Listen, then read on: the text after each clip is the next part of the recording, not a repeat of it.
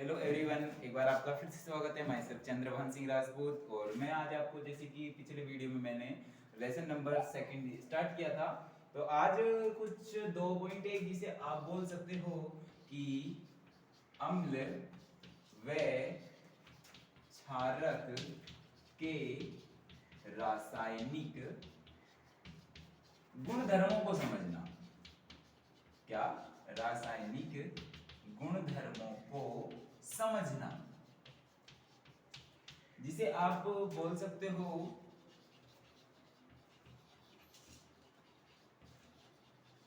Understanding of chemical properties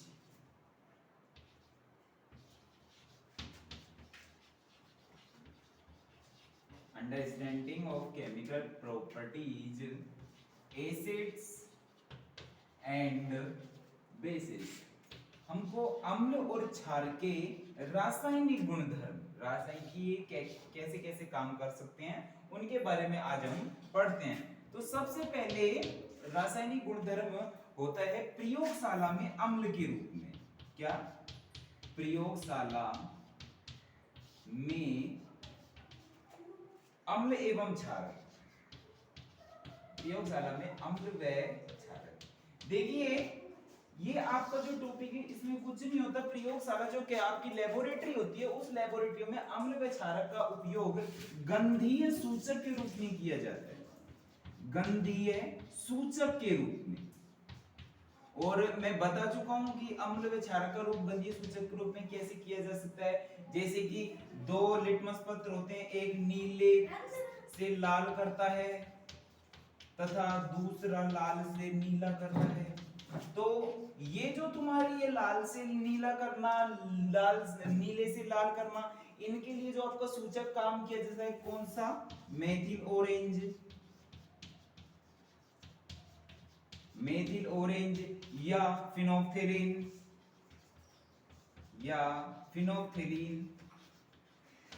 तो इन चीजों को प्रदर्शित करने के लिए जिन सूचकों का प्रयोग किया जाता है, उनको बोला जाता है गंधीय सूचक। और इस गंधीय सूचक का प्रयोगशाला में, यानी कि आपकी लेबोरेटरी में, अम्ल व क्षारक की सत्यता की जांच करने के लिए किया जा सकता है कि भाई इसमें किसी भी चीज, जैसे कि नींबू में सिट्रिक अम्ल पाया जाता है, टमाटर में ऐसे, गाजर में कौन सा अम्ल क्षारक पाया जाता है, इन सभी चीजों को वर्णन पाया जाता है। इनकी जानकारी के लिए हम दर्शा सकते हैं कि प्रयोगशाला में अम्ल व क्षारक की प्रतिक्रिया क्या होती है। एक नंबर में ये आ जाता है आपके प्रयोगशाला में अम्ल व क्षारक के रूप में। दूसरे में आता है अम्ल व क्षारक, यानी कि अम्ल व क्षारक धातु के साथ अभिक्रिया, धातु के साथ अभिक्रिया। दूसरी की अम्ल व क्षारक धातु के साथ अभिक्रिया कैसे है? अम्ल व क्षारकों की धातु के साथ अभिक्रिया करने पर, जैसे कि मैं एक नाम लेता हूं, जैसे कि अम्ल हो गया आपका HCl और धातु हो गई आपकी Zn। तो ये क्या हो गया? ZnCl प्लस H2 की ये बोल रहा है कि अगर अम्ल व क्षारक की किसी धातु के साथ अभिक्रिया करवा दी जाती है, तो ZnCl यानी कि जिंक के लवण और तथा हाइड्रोजन गैस बाहर निकल जाती है। क्या? जिंक के लवण तथा, यानी कि लवण प्लस किसी गैस का निर्मुक्तन पाया जाता है। क्या? लवण प्लस गैस का निर्मुक्त, गैस निर्मुक्त हो जाती है। किसमें? अम्ल व क्षारक की क्रिया जब धातु के साथ करवाई जाती है। लिखना क्या पड़ेगा? अम्ल व क्षारक की क्रिया जब धातु के साथ करवाई जाती है, तो लवण प्लस गैस निर्मुक्त अवस्था में पाई जाती है। ये आपका दूसरा है। और इसी के साथ में आपका तीसरा आता है धातु कार्बोनेट, धातु कार्बोनेट तथा धातु हाइड्रोजन कार्बोनेट, धातु कार्बोनेट तथा धातु हाइड्रोजन कार्बोनेट के साथ अम्ल व क्षार, अम्ल व क्षार की अभिक्रिया, देखिए धातु कार्बोनेट और धातु हाइड्रोजन कार्बोनेट के साथ में जब अम्ल व क्षार की प्रक्रिया करवाई जाती है तो उसके प्रोडक्ट में बनता है लवण, एक आपकी CO2 बनती है और दूसरा आपका जल बनता है। जैसे कि मैं बात करता हूं यहां पर Na2CO3 प्लस HCl, ये तो आपका होगा हाइड्रोजन कार्बोनेट और इसकी जब उसके साथ में अभिक्रिया करवाई जाती है तो 2NaCl plus CO2 plus H2O, मैंने क्या बताया, लवण बनता है, CO2 बनती है और H2O बनती है। उसी प्रकार से अगर धातु हाइड्रोजन कार्बोनेट के साथ अम्ल व क्षार की प्रक्रिया, दूसरा उदाहरण यहां दे सकते हैं, धातु हाइड्रोजन कार्बोनेट कौन सा, NaHCO3 प्लस HCl, क्या NaHCO3 प्लस HCl, तो इसके साथ भी क्या बना दिया जाता, कौन सा बना दिया जाता है, ये 2NaCl plus CO2 plus H2O।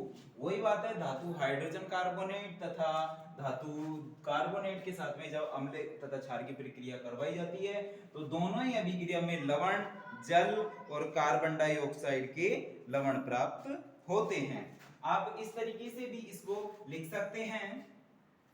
देखिए 3 तक मैं जैसे बताया है उसी प्रकार से कि आप एक फॉर्मूला डायरेक्ट याद कर सकते हो, क्या, धातु कार्बोनेट या हाइड्रोजन कार्बोनेट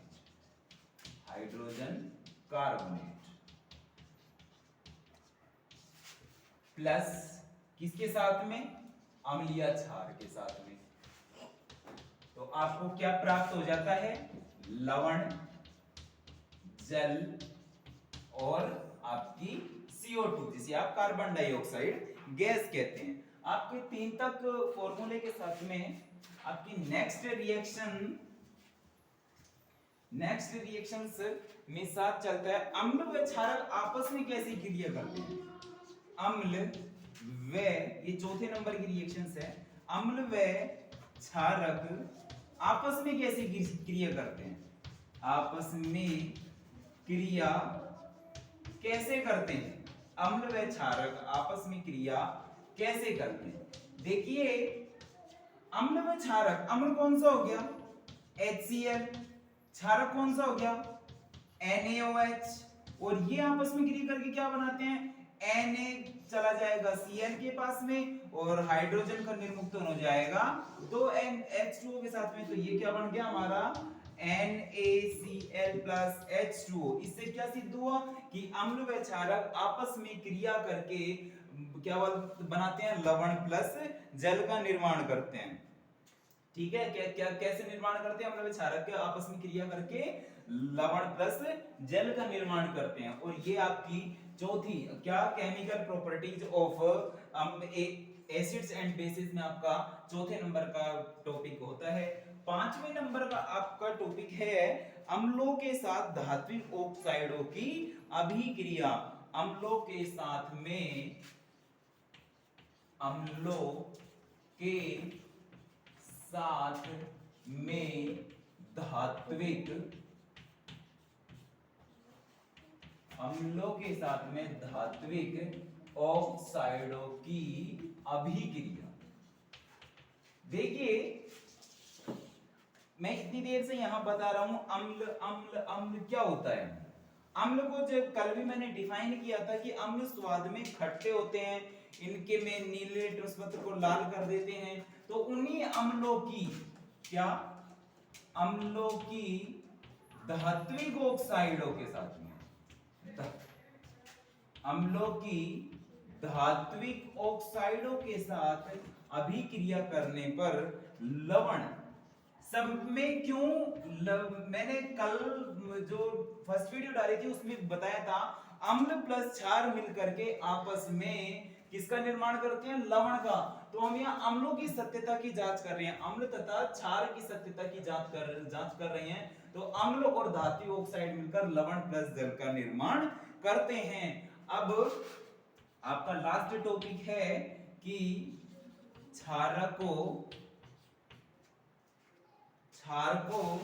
के साथ अधात्विक क्षारकों के साथ में अधात्विक ऑक्साइडों की, क्षारकों के साथ अधात्विक ऑक्साइडों की अभिक्रिया, ऑक्साइडों की अभिक्रिया। देखिए क्षारकों के साथ में जब धात्विक ऑक्साइडों की अभिक्रिया करवाई जाती है, कौन है, एक मिनट रुक जा।